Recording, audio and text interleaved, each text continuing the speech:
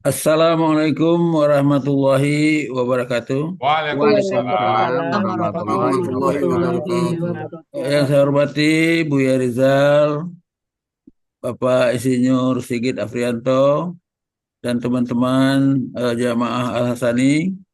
Alhamdulillah pada pagi hari ini kita mendapatkan narasumber Insinyur Sigit Afrianto yang sedang berada di Montreal dengan topik tematik kita hari ini adalah sistem untuk menjaga keselamatan pesawat terbang. Baik, baik. Marilah kita dengarkan dengan seksama. Silakan waktunya sepenuhnya untuk Pak Sigit. Mungkin tadi dimulai dengan kurikulum vitae dulu sedikit, baru nanti masuk ke dalam substansi ilmunya. Silakan Pak Sigit. Terima kasih Profesor Khairil Anwar, Bapak-bapak dan ibu-ibu sekalian yang dirahmati oleh Allah. Perkenalkan diri saya Sigit Afrianto. Saya dari kelas gramatikal online Montreal, Kanada. Saat ini saya bekerja sebagai eh, spesialis di Airbus Kanada di Montreal. Airbus adalah pabrik pembuat pesawat terbang terbesar di dunia saat ini dan nomor duanya adalah Boeing. Selain bekerja di Airbus Kanada, dalam pekerjaan saya mendapatkan spesial delegasi dari Kementerian Perhubungan Kanada sebagai DAD yang diberikan kewenangan untuk mereview dan mengapprove eh, design changes untuk pesawat Airbus 220.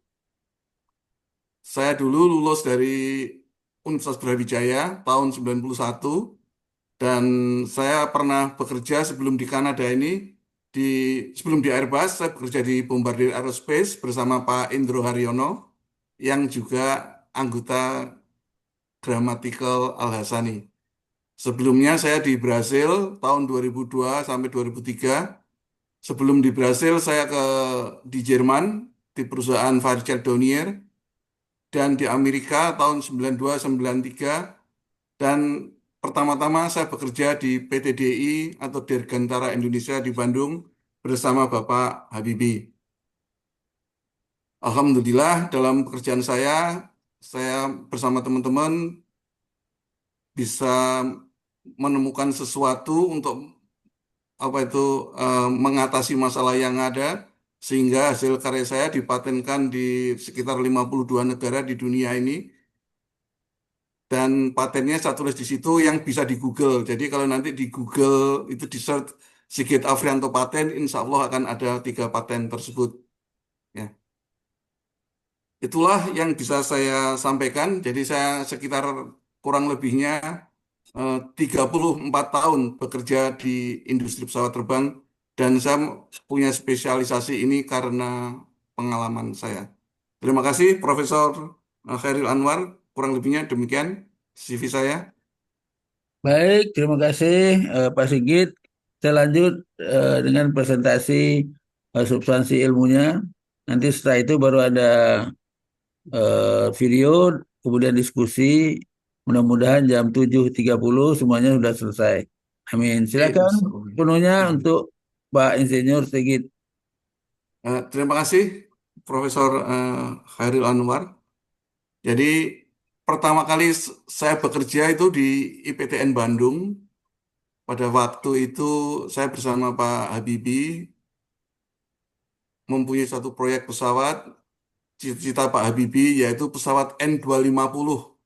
Ini pesawat yang merupakan hasil rekayasa murni daripada putra-putra bangsa, putra-putri bangsa, yang dipersembahkan sebagai hadiah 50 tahun kemerdekaan Republik Indonesia. Sayang karena Krismon, program ini tidak bisa berlanjut. Ya.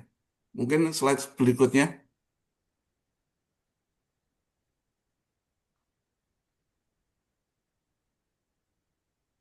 Untuk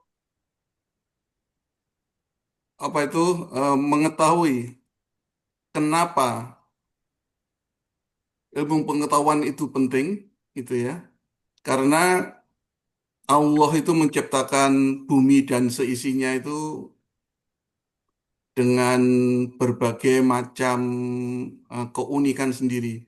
Mulai eh, temperatur udara, tekanan udara, kandungan oksigen, kandungan gas ozon, dan sebagainya.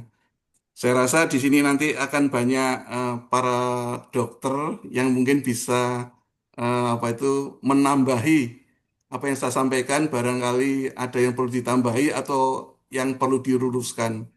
Karena selama saya bekerja, kita mengajunya kepada standar-standar yang juga mengacu kepada jurnal kesehatan. Dalam surat Ar-Rahman ayat 33, Allah berfirman yang artinya, "Wahai golongan jin dan manusia, jika kamu sanggup menembus penjuru langit dan bumi, maka tembuslah. Kamu tidak akan bisa menembusnya kecuali dengan kekuatan dari Allah." Maha benar Allah dengan firman-Nya. Jadi kalau kita melihat dari ayat ini, Allah memberikan suatu kayak gambaran bahwa kita tidak akan bisa menembus langit dan bumi kecuali kita memiliki pengetahuan dengannya yang tentunya dengan seizin dari Allah. Karena semua ilmu pengetahuan itu berasal dari Allah. Jadi kalau kita melihat di sini kenapa kita itu penting, kenapa pesawat terbang itu begitu unik, karena kalau kita itu ada di misalkan di Jakarta atau di Surabaya atau di Sentul, kita itu pada dasarnya kan di permukaan bumi, di mana kalau kita melihat dari ketinggian, biasanya yang dipakai itu adalah ketinggian dari permukaan laut. Istilahnya DPL, dari permukaan laut. Nah, di mana pada kondisi itu, gitu, temperaturnya itu bisa mungkin kalau di Jakarta mungkin sekitar 30 di dekat Ancol, tapi kalau di Sentul biasanya kan agak dingin, di Bogor agak dingin, sehingga mungkin sekitar 24 ya gitu-gitu. Nah, di sini itu tuh baru sekitar mungkin berapa ratus meter. Padahal pesawat itu terbang itu di ketinggian 10.000 meter. Jadi pada ketinggian itu temperatur udara luar itu bisa menjadi minus 29 derajat Celcius, sangat dingin sekali. Sehingga kalau kita tidak mempunyai ilmu pengetahuan tentang ini, maka manusia akan bisa mati pada saat melakukan penerbangan jarak jauh di ketinggian 10.000. Jadi istilahnya bisa karena kematian yang dikarenakan hipoksia, kekurangan oksigen, karena oksigennya semakin rendah sekali, dan hipotermia karena temperatur inti tubuh yang turun. Jadi kalau normalnya 37 derajat, mungkin Profesor Hairil Anwar bisa meluruskan kira-kira temperatur berapa manusia itu menjadi apa itu fatal gitu atau mati karena kedinginan. Kalau di tempat kami acuannya sekitar 28 derajat sampai 26 itu adalah temperatur yang bisa mematikan manusia. Untuk itu, semua pesawat terbang yang beroperasi di atas 10.000 meter atau 3.000 meter, 10.000 kaki atau 30 meter, diperlukan sistem pengontrolan udara supaya temperatur, pasukan oksigen, dan tekanan udara di dalam pesawat tetap terjaga untuk menunjang kelangsungan hidup manusia dan untuk memberikan kenyamanan. Mohon slide berikutnya. Ya, sekarang kalau kita bicara tentang kenyamanan, itu menurut studi itu orang itu semua itu merasa nyaman pada saat berada di temperatur ruangan 24 derajat. Jadi studi itu membuktikan kalau orang itu berada di ruangan 24 derajat, semua merasakan nyaman. Sedangkan kelembapan rata-rata itu biasanya sekitar 40-60 itu yang nyaman. Dan menurut studi juga, Kalau temperaturnya itu 18 derajat atau turun, itu orang akan merasa dingin, kedinginan gitu. Sedangkan orang itu akan merasa panas pada saat temperaturnya itu di atas 29. Jadi manusia itu range kenyamanannya itu adalah pendek sekali antara 18 sampai 29. Kalau 22 mungkin orang Eropa itu merasa masih nyaman, orang Indonesia mungkin sudah kedinginan. Begitu juga sebaliknya, kalau 27, 29 itu mungkin orang Arab masih biasa, tapi bagi kita mungkin 29 sudah mulai kepanasan. Nah, di sini bisa kita lihat dari tabel sini, semakin ke atas, semakin tinggi, temperatur itu semakin turun gitu. Jadi kalau secara internasional, temperatur yang standar itu adalah 15 derajat.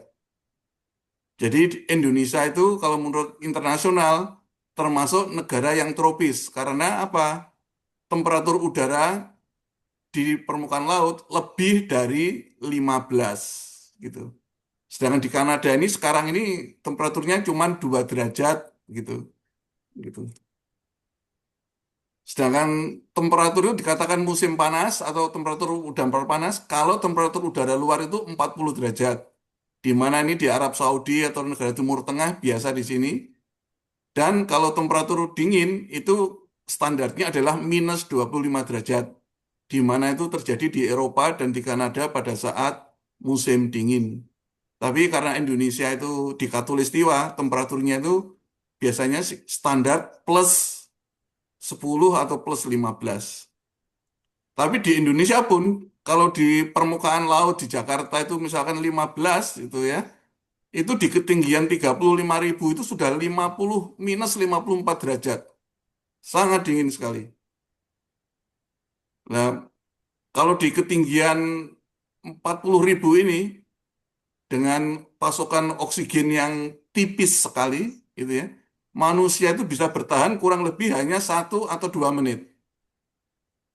Jadi, jadi kalau misalkan kita terbang di ketinggian 40.000 feet tanpa ada sistem pengkondisian udara atau, atau sistem keselamatan penerbangan itu, orang bertahan cuma 2 menit saja. Jadi kita membaca Al-Fatihah 2 kali, langsung kita menghadap kepada Allah gitu. Makanya untuk terbang di ketinggian 35.000 feet diperlukan suatu sistem untuk menunjang kehidupan kita. Slide berikutnya. Nah, ini menunjukkan juga kandungan oksigen. Kalau yang tadi itu temperatur, sekarang oksigen. Pada saat kita itu di permukaan laut, tekanan udara itu memungkinkan kita dapat menghirup udara dengan kandungan oksigen yang 100%. Pada saat ketinggian 10.000 feet, ini batas maksimum pesawat boleh terbang tanpa oksigen tambahan, itu kandungan oksigen adalah 70%. Sedangkan di ketinggian 30.000 ke atas, itu semakin kecil. Di 30.000 saja itu oksigennya kandungannya cuma 32%. Jadi semakin tinggi, semakin rendah kandungan oksigen. Di mana oksigen ini sangat vital untuk kebutuhan kehidupan manusia. Berikutnya, slide berikutnya. Nah, dalam tabel ini ditunjukkan kira-kira efeknya apa kalau manusia itu berada di suatu ketinggian tanpa adanya oksigen tambahan. Jadi pada ketinggian sampai 10.000 feet misalkan, itu penglihatan kita di malam hari itu menjadi berkurang gitu. Pada ketinggian 15.000 itu akan terasa seperti orang itu kayak mengantuk kayak gitu-itu karena oksigennya berkurang dan juga impaired judgment. Jadi apa itu eh, pengambilan keputusan oleh otak itu agak terganggu kayak gitu-gitu. Mungkin nanti Profesor Hairil Anwar atau para dokter yang ada di sini bisa menambahkan, karena itu pengaruh dari hipoksia.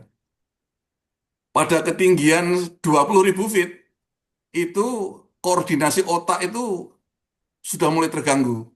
Jadi dari survei itu kalau ditanya bisa misalkan menulis itu lancar itu tiba-tiba itu di ketinggian itu kalau orang menulis yang ditulisnya itu bisa tidak di apa itu tidak bisa dikontrol gitu. Nulis nama itu bisa salah gitu. Padahal nama itu kan sesuatu yang apa itu melekat gitu kan. Nama saya Sigit gitu. Tapi kalau di ketinggian 20.000 saya menulis nama saya, tiba-tiba saya yang tulis itu nama istri saya gitu. Jadi karena memori udah terganggu sehingga antara yang ditulis tangan sama otak bisa terganggu. Di ketinggian 25.000 feet ke atas juga itu mulai ada gangguan saraf dan kalau kita lama di ketinggian itu bisa menyebabkan kematian. Slide berikutnya. Nah, ini adalah kandungan gas ozon yang ada di udara. Ozon itu adalah gas O3, kalau oksigen itu O2. Gas ozon ini berfungsi untuk melindungi manusia atau bumi dari radiasi sinar matahari. Jadi sinar matahari itu ada ultraviolet dan yang sebagainya yang terkadang kalau berlebihan tidak baik untuk kesehatan kulit atau kesehatan manusia. Maka Allah menciptakan gas ozon ini sebagai filter atau pelindung umat manusia. Kita butuh tenaga panasnya, kita butuh cahayanya, tapi kita tidak ingin ada efek-efek yang berbahaya daripada ultraviolet yang ada di cahaya itu. Sehingga kemarin dalam sesi yang Pak Indro itu disebutkan juga, kenapa terkadang pesawat itu jalurnya itu tidak melewati lautan atau harus muter-muter. Itu salah satunya untuk menghindari kandungan ozon yang tinggi. Karena di beberapa tempat itu kandungan ozonnya itu tinggi karena mungkin efek pemanasan global yang membuat ada lubang ozon sehingga eh, untuk menghindari efek yang tidak baik dari ozon, pesawat harus membuat rute yang aman dan nyaman. Terutama bagi pesawat yang terbang di ketinggian di atas 20.000 feet. Slide berikutnya. Nah, sekarang apa gitu yang diperlukan di pesawat terbang itu? Karena kita tahu bahwa semakin ke atas oksigennya semakin kecil, kurang daripada 20%, maka di pesawat terbang itu akan ada suplai oksigen. Jadi kalau di darat itu Allah memberi oksigen itu gratis kepada kita, tapi pada saat kita terbang di ketinggian misalkan 35.000 feet, kalau kita mau umroh atau haji itu, maka pesawat harus memberikan suplai oksigen tambahan untuk membantu pernafasan.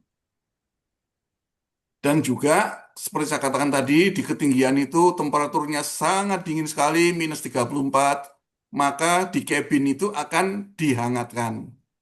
Nah, kita itu tidak terasa enaknya naik pesawat, wah nyaman gitu aja. Padahal itu ada sistem air conditioning yang mensuplai oksigen yang tidak kasat mata, yang mengatur temperatur sehingga kita tetap temperaturnya nyaman, tidak -54, dan juga untuk melindungi kokpit dari kabin dari asap kalau misalkan terjadi kebakaran gitu. Dan juga ada sistem yang mengatur tekanan udara, karena tadi kan tekanan udaranya rendah sekali gitu kan. Kemudian juga ada sistem yang menjaga agar semua peralatan di pesawat terbang berjalan dengan normal. Karena itu nanti di pesawat itu di bawah kursi itu ada puluhan avionik berupa radar, berupa macam-macam alat komunikasi yang perlu didinginkan supaya berfungsi dengan baik. Pesawat juga dilengkapi dengan ice detection system yang bisa mendeteksi es. Kalau di Indonesia kan kurang populer. Tapi kalau di negara-negara Eropa, kayak Kanada ini, es di mana-mana. Sehingga kalau pesawat kemarin tuh yang Pak Indro bilang tuh harus ada airfoil, bagus, mulus. Lah kalau esnya itu nempel di sayap, profil airfoil itu akan rusak dan pesawat akan jatuh karena kehilangan daya angkat. Nah, jadi salah satu tugas saya adalah memberikan oksigen kepada penumpang, mengatur temperatur, mengatur tekanan, dan menjaga agar bagian vital dari pesawat terbebas dari es. Dan yang tidak kalah pentingnya adalah bagaimana kalau ternyata ada apa itu eh, konslet di peralatan elektronik sehingga terjadi kebakaran. Kalau di bawah kan gampang, mobil bisa berhenti. Kalau pesawat terbang apalagi di atas lautan kan susah. Makanya harus ada sistem yang bisa mendeteksi asap, bisa mendeteksi api, dan ada pemadam kebakarannya. Kalau yang di kargo dan di toilet itu biasanya otomatis, tapi kalau yang di mesin juga otomatis, tapi yang di cabin itu masih manual. Gitu. Berikutnya mungkin slide-nya. Ya. Nah, ini gambaran kira-kira pesawat itu seperti itu. Lah, yang merah-merah itu adalah sistem-sistem yang menjaga supaya pesawat itu aman. Jadi mulai dari kokpit, ekor sama sayap itu semua itu ada sistem pneumatik yang bertugas untuk menghangatkan atau memanaskan sayap supaya terbebas dari es. Karena temperaturnya tadi saya katakan bisa mencapai -54 gitu. Nah, berikutnya mungkin slide-nya. Nah, nah supaya desain pesawat itu bisa optimum gitu. Jadi pada saat pesawat itu terbang di ketinggian 35.000 feet, itu kabin pesawat itu dijaga seolah-olah kita berada di ketinggian 8.000 gitu. Karena tadi sudah saya sampaikan di depan, kalau kita itu sampai di ketinggian 8.000 itu masih tidak ada efeknya bagi eh, kesehatan menurut yang saya pelajari. Mungkin nanti bisa diluruskan dan juga itu. Karena kalau kita jaga sampai tetap seperti di ketinggiannya Jakarta atau itu, nanti struktur pesawat itu jadi tebal sekali, jadi berat, gitu. Jadi boros bahan bakar. Makanya para insinyur itu melakukan suatu studi, kalau manusia itu apa itu berada di ketinggian 8.000, insya Allah masih tetap nyaman, sehat gitu. Jadi kita terbang 8 jam, 10 jam ke Jeddah, turun di Jeddah masih bisa ketawa-ketawa gitu. Tapi kalau misalkan ketinggiannya di kabin itu tidak dikontrol dan pesawat itu terbang selama 8 jam di ketinggian kabin altitude-nya 35.000 feet, semua akan meninggal. Nanti bisa kita lihat di video yang akan saya share berikutnya. Gitu. Nah, di kokpit pesawat itu akan ada indikasi sebelah sebelah kiri itu. Jadi karena ini sangat penting, pilot itu akan memonitor gitu. Ketinggian kabin itu berapa gitu. 5.000, oh berarti aman. Dan di situ warnanya itu hijau gitu. Jadi untuk memudahkan pilot, kita sebagai seorang insinyur memberikan sesuatu yang mudah dicerna oleh pilot. Jadi kalau semuanya itu warnanya hijau, Pak Pilot gitu, aman, tenang aja gitu. Nanti kalau ada yang nggak beres, warnanya itu akan berubah menjadi kuning, kayak lampu lalu lintas yang kuning itu oranye gitu.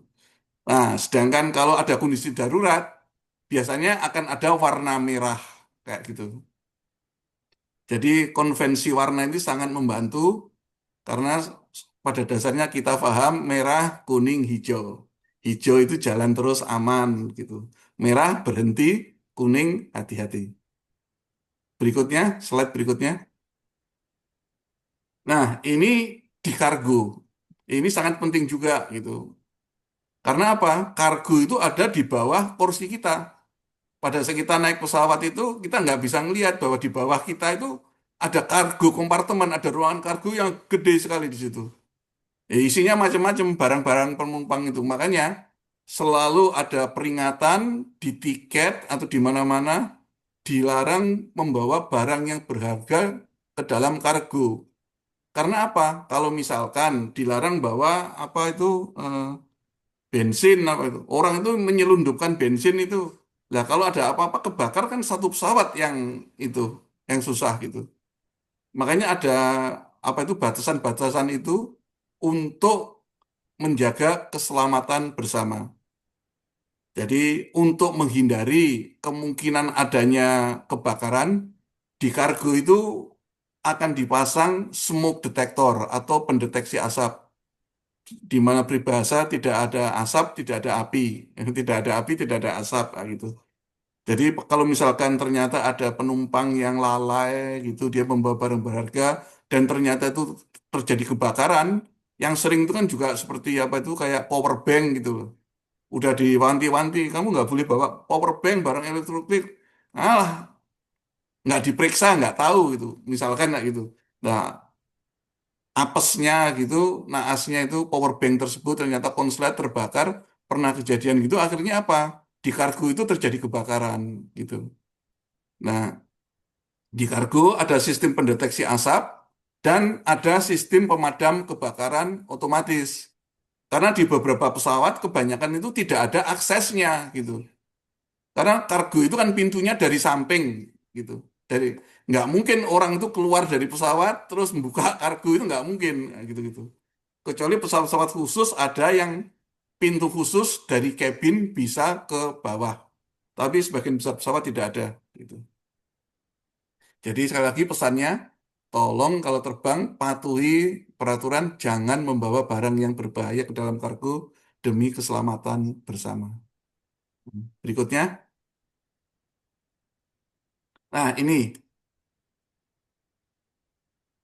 yang saya sebutkan tadi adalah peralatan-peralatan standar yang ada di pesawat terbang, gitu kan? Ada mesin AC yang mensuplai oksigen. Nah, sekarang pertanyaannya, bagaimana atau apa yang terjadi jika mesin AC tersebut rusak, gitu? Nah, biasanya di pesawat-pesawat yang besar komersial itu mesinnya itu selalu dua, dengan harapan kalau satu mati, pesawat itu masih bisa terbang melanjutkan perjalanan dengan aman. Nah, kalau mesinnya dua-duanya mati, bisa kejadian juga, tapi kemungkinannya kan kecil sekali. Nah, kalau itu terjadi, berarti pesawat dalam keadaan darurat, gitu. Nah, di sini keadaan daruratnya yang saya tampilkan di sini adalah keadaan darurat di mana sistem AC tidak jalan. Kalau di mobil kan cuma untuk mendinginkan saja kan. Nah, kalau di pesawat, saya katakan tadi juga sebagai pensuplai oksigen gitu. Jadi begitu AC itu dua-duanya mati, maka pasokan oksigen di atas itu kurang. Saya katakan tadi cuma 2 menit orang itu bertahan itu. Makanya pada saat cabin altitude itu naik itu ya di atas apa itu 18.000 atau 15.000 akan ada peringatan bagi pilot gitu bahwa oh sistem AC dua-duanya mati gitu. Maka pilot harus mengenakan oksigen tambahan yang dia pakai itu. Lah pilot itu tabung oksigennya bisa bertahan sampai 120 menit atau sekitar 2 jam. Dan dia kalau memakai ini dia sudah dilatih untuk bisa memakai masker ini dalam waktu cuma 5 detik. Kalau nggak 5 detik nggak lulus dia. Jadi udah refleks kayak gitu. Diambil, set, dipasang di mulut kayak gitu. Nah, sedangkan penumpang kalau ada kondisi darurat, pramugari itu sebelum penerbangan selalu menginformasikan kalau kondisi darurat maka akan ada oksigen masker yang jatuh. Nah, itu harus segera dipakai gitu. Nah, aturannya kalau misalnya kita itu bawa anak atau bepergian sama orang tua, bapak kita atau kakek kita, peraturannya atau sarankan apa? Selamatkan diri sendiri dulu. Kita pakai masker, setelah itu baru kita membantu putri kita atau membantu orang lain kalau mereka memerlukan bantuan. Nah, di mana oksigen yang ada di apa itu penumpang ini cuman sekitar 20 13 menit gitu rata-rata. Ada pesawat khusus yang karena rutenya itu misalkan harus melintasi Gunung Himalaya misalkan nggak gitu atau mau melintasi Puncak Jayawijaya di Irian. kalau dia mau terbang di atasnya itu, oksigennya itu yang untuk cabin harus punya 22 menit dia gitu.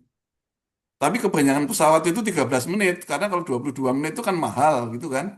Akhirnya untuk menghindari itu makanya pesawat itu kalau terbang itu dia tidak di atas Gunung Himalaya kalau diperhatikan tuh. Dia akan minggir-minggir gitu. Dengan harapan kalau nanti mesinnya itu mati, dia nggak akan nabrak gunung, nggak gitu-gitu. Nah, jadi ini pentingnya itu. Selamatkan diri sendiri, baru membantu anak dan orang lain. Ya. Dan oksigen ini selain di kursi juga ada di toilet.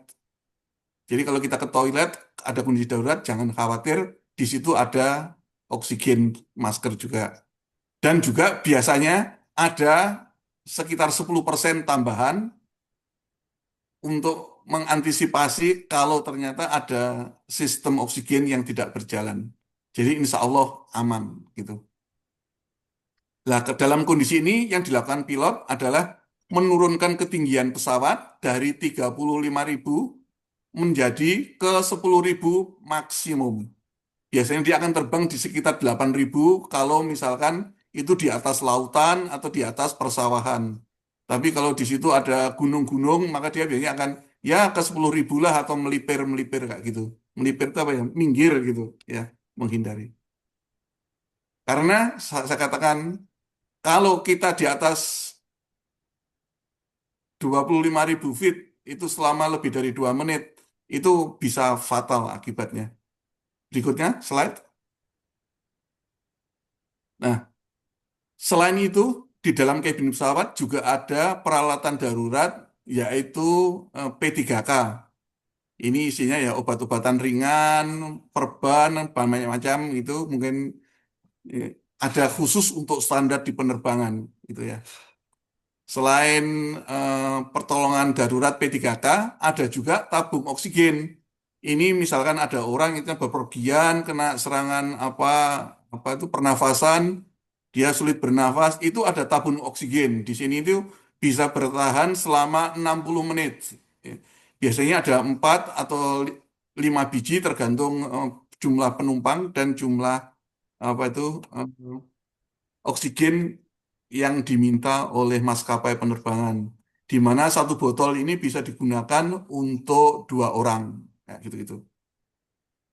Dan ada satu perlengkapan lagi yang namanya protective breathing yang dipakai pramugari pada saat misalkan penumpang melaporkan, oh ternyata ada api di dalam apa itu toilet, ada orang nakal gitu ya. Udah dikasih tahu dilarang merokok tetap merokok gitu. Akhirnya putung rokoknya itu dimasukkan ke dalam apa itu apa ya kotak sampah. Lah itu biasanya selalu kayak gitu. Padahal di situ kan banyak tisu itu ya. Akhirnya orangnya itu dikira aman, dia balik dari lavatory, dia ngerokok di toilet, habis ngerokok, dia balik ke kursi, dikira aman, 10 menit kemudian ternyata terjadi kebakaran itu di mana itu di toilet. Karena apa? Ada orang sebelumnya ternyata yang tidak patuh, melanggar aturan, rokok, dan putung rokoknya itu dimasukkan ke dalam tempat sampah yang isinya tisu. Nah, sebagai standar prosedur, pramugari itu nggak boleh masuk ke toilet tanpa menggunakan kerudung yang kuning itu. Karena di kerudung kuning itu untuk menjaga dia supaya tidak apa itu eh, kena asap yang berbahaya. Karena nggak boleh dia masuk lavatory malah dia yang pingsan jadi korban. Makanya dia harus punya protective breathing equipment yang ada oksigennya, melindungi dia dari asap, baru dia membawa pemadam kebakaran warna merah itu ke dalam toilet. Ya, jadi orang nggak tertib, yang susah pramugarinya. Kasihan dia juga seorang putri, seorang ibu juga yang dinantikan kepulangannya oleh putra-putrinya di rumah. Berikutnya, nah di sini. Kalau misalkan mesin pesawat itu dua-duanya mati gitu karena nabrak burung atau apa, pesawat itu bisa landing di bandara terdekat dia itu dengan gliding gitu. Jadi gliding itu apa ya? Melayang nggak gitu-gitu. Syukur-syukur di bandara seperti yang dilakukan di Cathay Pacific ini. Ya. Dia untung wah ada bandara terdekat itu dia bisa landing akhirnya nanti dari pintu itu kalau dibuka ada semacam seluncur. Seluncur ini terbuat dari karet di mana orang itu biasanya begitu buka langsung diminta untuk lompat gitu. Diharapkan pada saat kondisi darurat ini pesannya itu satu gitu ya. Segera tinggalkan pesawat gitu. Jangan memikirkan, waduh, di koper saya ada duitnya 10 juta gitu. Oh, di koper saya ada sertifikat tanah ya. Itu karena itu bisa apa mengganggu keselamatan orang lain. Karena apa? Begitu kita itu membuka apa itu bagasi yang di atas itu akan orang yang di dekat kita itu nggak bisa lewat gitu. Sehingga gara-gara satu orang mungkin ada 20 orang yang terganggu nggak bisa keluar. Padahal apa? Kalau pilot mendarat darurat itu kemungkinan ada kebakaran itu di kargonya gitu. Kejadian kan kemarin tuh waktu di Jepang gitu, di mana terjadi tabrakan pesawat, tapi semua penumpang bisa keluar dengan selamat karena semua orang patuh dengan pramugari keluar dari pesawat sehingga beberapa detik kemudian pesawat hancur terbakar tapi semua selamat. Itu di Bandara Haneda, Jepang.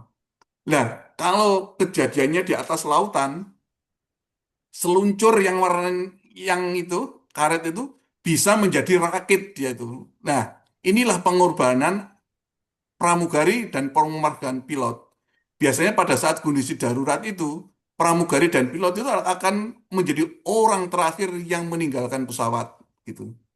Makanya kalau ada penumpang yang maaf ya, yang nggak tertib, yang nggak itu kan menyusahkan orang lain, apalagi bisa mengancam jiwa pramugari karena pramugari itu tugasnya ya harus gampangannya itu membimbing semua dan dia nanti yang akan melepaskan apa itu pelampung itu. Jadi slide itu yang karet itu bisa belum menjadi pelampung yang melepaskan itu yang punya keahlian itu adalah pramugari. Makanya dia akan apa itu loncat yang paling terakhir. Jadi dia mempertaruhkan nyawa juga. Jadi mohon bisa dihargai ya gitu. Itu pesannya. Nah, sebelum keluar pesawat, kalau di air biasanya pramugari akan menginformasikan bahwa kita akan berada di air, maka pelampung yang biasanya terletak di bawah kursi harus segera kita pakai. Nah, di pelampung itu ada senternya, kadang lampu, dan juga ada peluit. Gunanya apa? Kalau misalnya kejadiannya itu mendarat di malam hari gelap gulita, nggak ada lampu, kalau ada tim SAR itu yang mencari kita, kita bisa meniru peluit karena suara peluit itu lebih keras frekuensinya daripada suara manusia. Jadi dengan peluit itu maka tim rescue SAR itu bisa mendengar, oh ada orang peluit dari arah mana ya? Nah itu banyak membantu. Selain itu juga ada kapak gitu ya. Kapak ini pesawat ini. Kalau apa pesawat ternyata di hutan gitu. Terbalik gitu. Yang namanya terbalik itu gimana gitu. Kursinya di atas, kepala kita di bawah. Ya.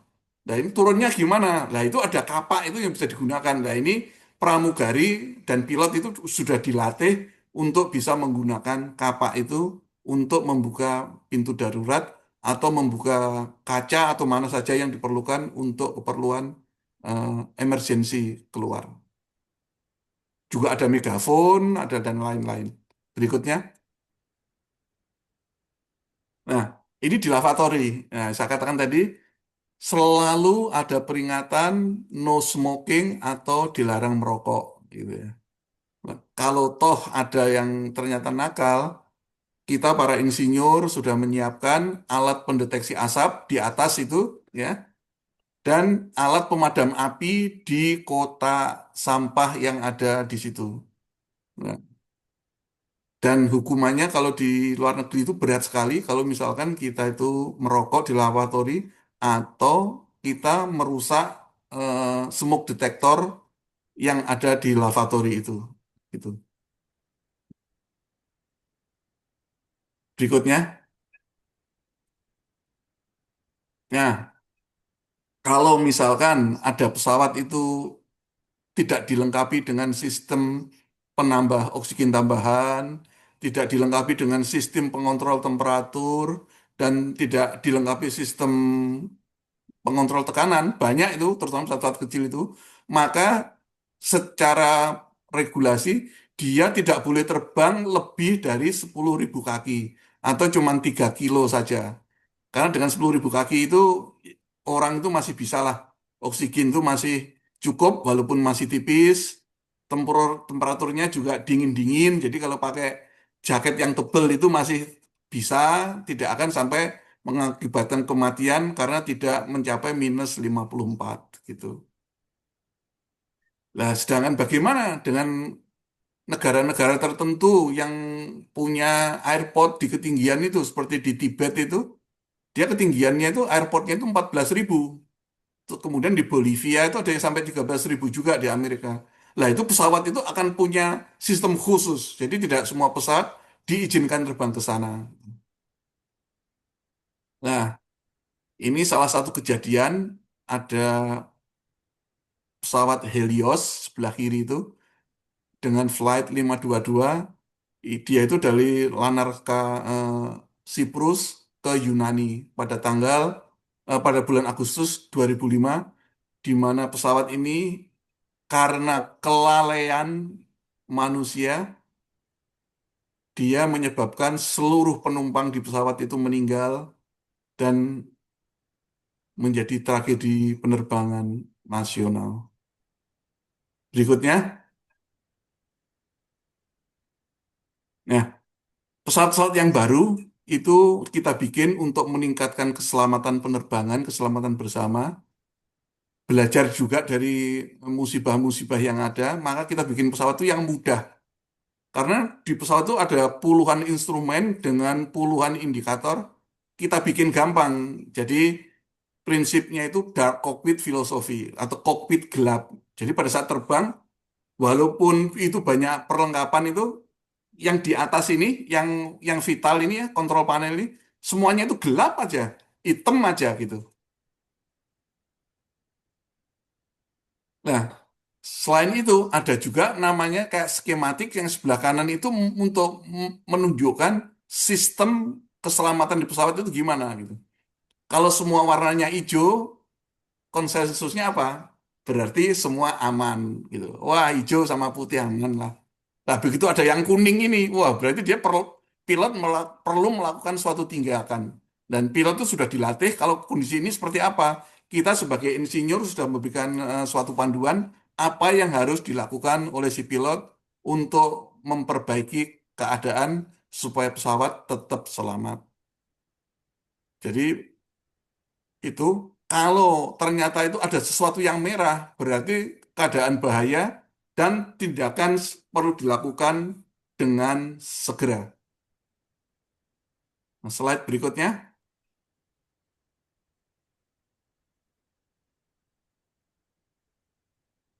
slide berikutnya mungkin. Nah, berikutnya tanya jawab dulu mungkin. Tadi. Ya, sebelum ya, demikian yang bisa saya sampaikan. Barangkali ada pertanyaan, silakan. Insya Allah dengan senang hati saya akan menjawabnya kalau bisa. Baik, terima kasih Pak Insinyur Sigit. Apakah video dulu enggak? Baru